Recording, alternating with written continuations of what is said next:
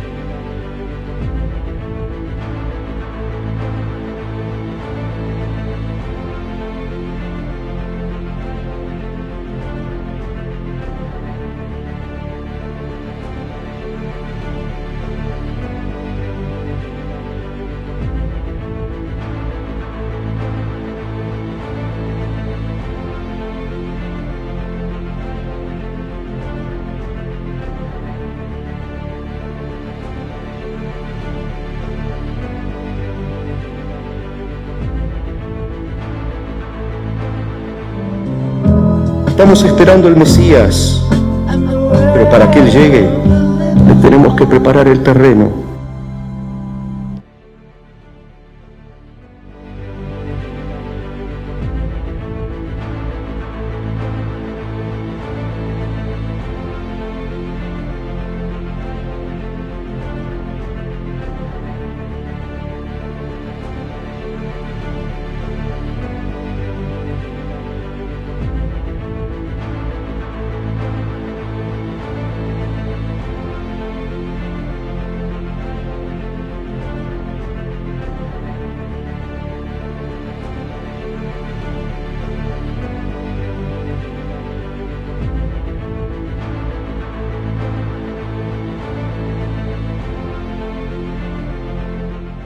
Without going into my background in this matter, the prophecy of Fatima is not a pleasant document to read.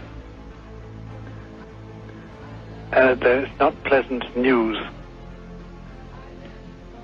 It implies, it doesn't make any sense unless we accept that there will be, or that there is in progress, a wholesale apostasy amongst clerics and laity in the Catholic Church. Do you know what it is? Yes, but I'm under oath. Do you consider it to be the ravings of a illiterate child? No. It's a very exact description of what is now happening and apparently what is going to happen shortly, but in cold, hard terms. There's no exaggeration. There's no use of adjectives or adverbs or anything like that. It's a blanket statement, a very factual thing, stated baldly, with no adulteration, no flourishes, no purple patches. In other words, they got exactly what they asked for. Yeah, it's a frightening document. It's very frightening. Probably your correspondent from Wisconsin doesn't realize, or perhaps he does, let me remind him, that in 1963 there was a second appearance, this time in Spain, in Garabandal. And the opening words of that revelation were, "Because my sons have not listened to my orders, my mandate, here's what's going to happen." And the message was very dire. Repetition of the third secret in brief form. You read one from a friend in Australia, Father, Yes. Who says, "I had a Jesuit priest tell me more of the third secret of Fatima years ago in Perth. He said, among other things, the last pope would be under control of Satan. Pope John fainted, thinking it might be him. We were interrupted before I could hear the rest." Any comment on that? Yes. It sounds as if they were reading or being told the text of the third secret. Oh my. It sounds like it, but it's sufficiently vague to make one hesitate. Yes. It sounds like it.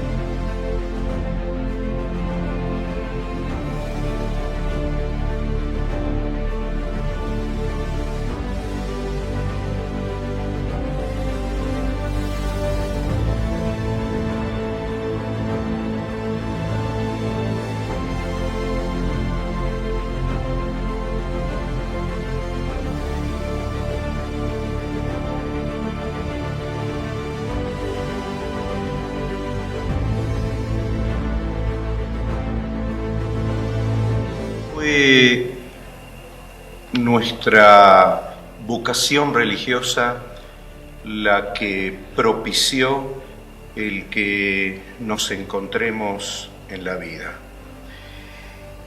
Y fue nuestra religiosidad la que nos permitió desarrollar un diálogo muy profundo que llegó al corazón de ambos. Un diálogo sincero, directo, que seguramente fue forjado por las normas que nuestras tradiciones religiosas nos dieron, especialmente las palabras de los profetas, aquellas palabras que yo percibía en las homilías del Santo Padre cuando, siendo arzobispo de Buenos Aires, lo escuchaba personalmente en la Catedral de Buenos Aires, y como en muchas oportunidades yo le dije: pero usted habla léxico de los profetas, usted critica a las autoridades nacionales en los días patrios, los que se hace el balance de cómo está el país, en el mismo tono en que lo hacían los profetas de Israel. Y así nos fuimos acercando. Y hoy en día, cuando intercambiamos emails, porque seguimos en proyectos, el uno le escribe al otro: querido hermano.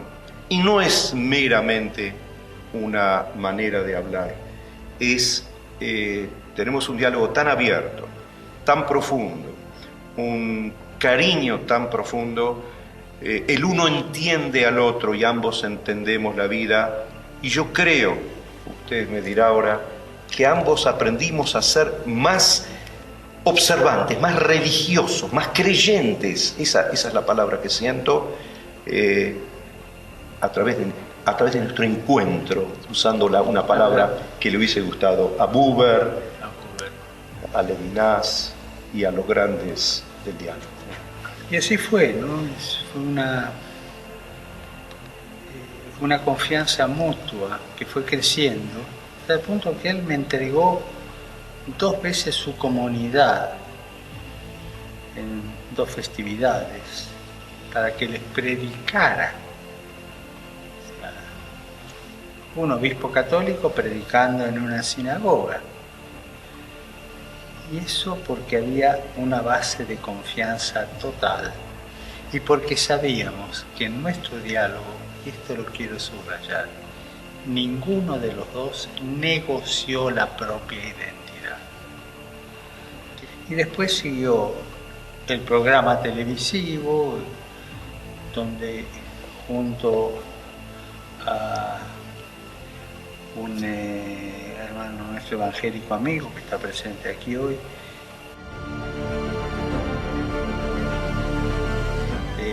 teníamos esas horas de reflexiones teológicas y de la vida o de problemas de la vida, y después el libro que hicimos juntos sobre puntos de vista distintos, pero eso fue posible porque había detrás un espíritu religioso, profundo espíritu religioso.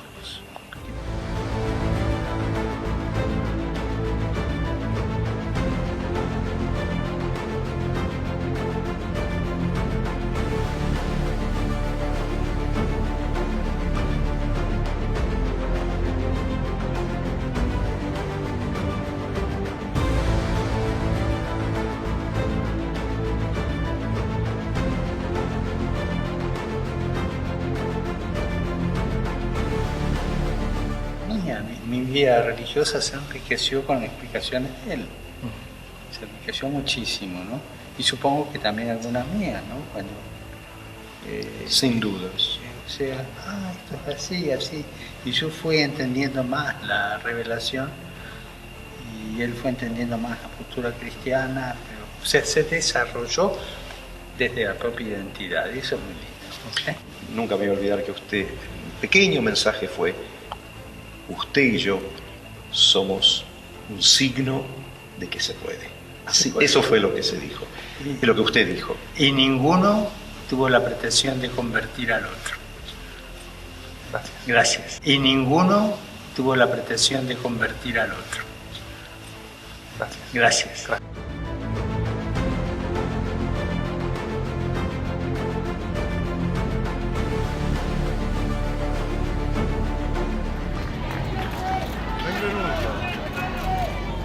El Papa Francisco regresó a Caserta menos de 48 horas después de su primera visita, esta vez para reunirse en privado con su amigo el pastor evangélico Giovanni Traetino.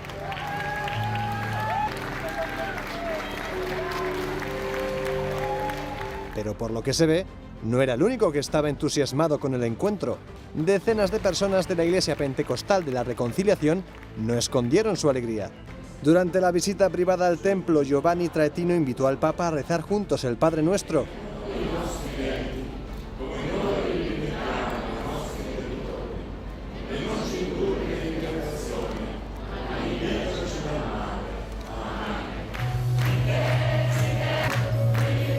Después de visitar el memorial del Holocausto, el Papa Francisco tuvo un encuentro con los dos grandes rabinos de Israel, el gran rabino sefardí Yitzhak Yosef y el gran rabino azkenazí David Lau.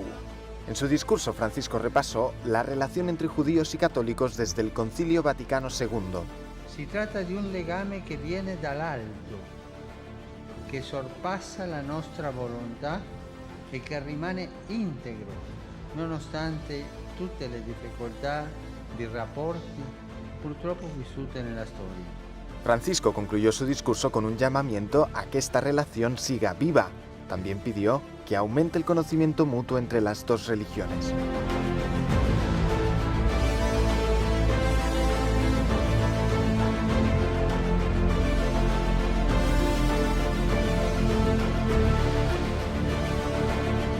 Y todo eso brota de una sola fuente de salvación, el santo sacrificio de la misa católica.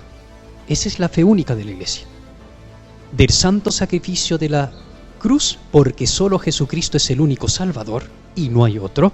Si no hay cruz no hay salvación. Y de la corredención de la Virgen que Él quiere unir así para cosalvar, como instrumento unido a Él, de ahí brota la salvación para todo el mundo. De manera que no se puede hablar de que las otras religiones tienen poder salvador porque no lo tienen. Buda no tiene poder ninguno para salvar. Mahoma no tiene ningún poder para salvar porque su sangre, que no se derramó de hecho, pero si se derramase, no tiene ningún mérito para salvar. Ninguna religión pagana puede salvar. El único que salva es Cristo Jesús, Emmanuel, el Dios con nosotros. Él es el único Salvador. Y solo en virtud del santo sacrificio de la misa fluye entonces el poder de su gracia redentora hasta los últimos y más recónditos estados de las almas perdidas y lejanas de Dios, para llegar a ellas, y si ellas se abren con María como mediadora de esa gracia, empaparlas con su divino influjo, que se sientan inspiradas a desear al menos el bautismo de deseo, porque sin bautismo no hay salvación. El Señor lo dice: el que cree se bautice se salvará, y el que no se salvará, el que no se condenará. Ese es texto de San Marcos, eso no se puede evadir, es un texto de la Escritura. El que crea y se bautice se salvará, y el que no se condenará. ¿Qué hace Dios entonces en esas almas a las que llega de esa manera misteriosa por mediación de la Virgen? Pues muy sencillo: inspira en esas almas adecuarse a la voluntad de Dios. Lo que Dios quiera para ellas, ellas lo quieren, y surge lo que se llama el bautismo de deseo. Ya son incorporados a la Iglesia, son parte de la Iglesia católica. Así se pueden salvar. Esa es la verdadera fe de la Iglesia, eso es el auténtico Vaticano II. Y eso es lo que debe ser la Virgen, por tanto, como figura central en orden a la salvación de Dios en el mundo. Y rezar para que podamos lograr que todos nuestros hermanos separados se conviertan a la fe católica, como dijo Juan Pablo II, en que todos sean uno, unum sint. Dijo muy claro en su encíclica: nosotros vamos a entablar el diálogo con los hermanos separados y con otras religiones para atraerlos a ellos a nosotros, porque la verdad es de la Iglesia católica. Ese es el ecumenismo auténtico, el que tuvo Jesús con la samaritana. La salvación viene de la Iglesia católica, que está fundada por Jesucristo y la da luz en la cruz con toda su fuerza omnipotente en su sangre preciosa. Y a partir de la Iglesia en la cruz se salva el mundo. Y solo la salvación está en la Iglesia católica, y viene de la Iglesia católica la salvación. Lamento que esto no suene muy ecumenista, pero es muy verdadero y hay que seguir el ejemplo del Maestro. Él en ningún momento dijo, sí, ustedes también adoran a Dios a su manera, que lo hacían. En ningún momento dijo eso a los samaritanos. La salvación viene de los judíos, ¿ve? Mujer, no viene de ustedes. La salvación viene de la iglesia instituida por Cristo. La salvación no es de los hombres. Nuestra devoción a la Virgen es esencial precisamente para lograr esa unión que queremos lograr de todos los cristianos y aún todos los paganos, que todos puedan volver a la fe auténtica, porque solo ella, a través, unida a su divino Hijo en el santo sacrificio de la cruz, que es el que vivimos en cada Santa Misa, puede lograrlo. Nosotros por nuestra parte como humanos no podemos lograrlo, y no podemos ir por el fácil atajo que dijo Benedicto XVI, que es erróneo, de querer aguar nuestra fe para unirnos a ellos, porque entonces acabaremos todos fuera de la auténtica fe, y no se trata de eso.